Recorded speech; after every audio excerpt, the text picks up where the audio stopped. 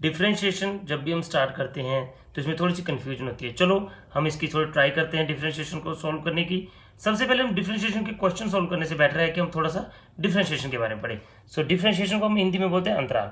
It is basically finding और defining, जिसमें हम जहाँ फाइंड कर रहे हैं या डिफाइन कर रहे हैं क्या, द डेरिवेटिव ऑफ फंक्शन। इसका क्या मतलब है, d y by d x, ऐसे इसको हम लिखते हैं। उसका मतलब है y is equal to f of x.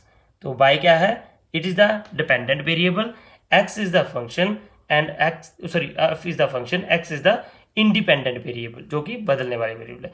इसका मतलब क्या है, the rate of change of y per unit change in x और d y by d x. तो हम क्या निकालना चाहते हैं, इसमें बेसिकली डिराइव करना चाहते हैं, हम क्या करना चाहते हैं, डेरिवेटिव निकालना चाहते हैं और फंक्शन उस पर अप्लाई करेंगे। तो बेसिकली फंक्शन का बहुत रोल है। तो फंक्शन क्या है, फंक्शन को हम डिफाइन करेंगे। फंक्शन क्या है हमारे पास, function are use to describe how the one variable change in the relation to other. मतलब इनपुट में जो हमें मिल रहा है उसको आउटपुट में हमने कैसे कन्वर्ट करना है, उसकी क्या वैल्यू आएगी, वो हम इससे कैलकुलेट करते हैं। इसका और कैसे समझ सकते हैं हम, the derivative of the function gives us the rate at which the function's value changes with respect to the change into the input variable। input variable के हिसाब से हमारे पास जो आउटपुट है वो कैसे चेंज हो रही है विद फंक्शन, वो हम इसमें एक्सप्लेन करते हैं। तो इसको कैसे हम एक्सप्लेन करेंगे और इसकी कैसे कैसे कैटेगरी है, आगे कैटेगरी क्या क्लासीफाई कैसे करते हैं फंक्शंस को, कि डिफरेंशिएशन जब पढ़ते हैं तो कितने प्रकार के फंक्शन है। तो सबसे पहले हमारे पास आता है कांस्टेंट फंक्शन, इसे बोलते हैं कांस्टेंट फंक्शन। जब भी किसी कांस्टेंट की हम डेरिवेशन करेंगे, डेरिवेटिव निकालेंगे, तो वो हमेशा 0 होगा। उसके बाद हमारे पास आ जाता है पावर फंक्शन और पोलिनोमियल फंक्शन, जो कि इस फॉर्म में होगा d by d x x raise to power n. मतलब x क्या है, कोई भी हमारे पास वेरिएबल है उसकी पावर कितनी है, n। तो जब भी इसके डेरिवेटिव हम निकालेंगे तो ये बहुत कॉमन है, +1 में आता है, इसको जरा ध्यान से देखेंगे।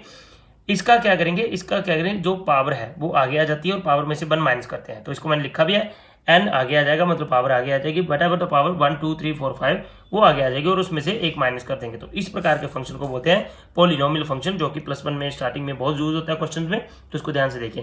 उसके बाद है हमारे पास जो ट्रिग्नोमेट्रिक फंक्शन हमें पता ही, वैसे भी हमने पढ़े हुए ट्रिग्नोमेट्रिक फंक्शंस लाइक साइन और कोसाइन।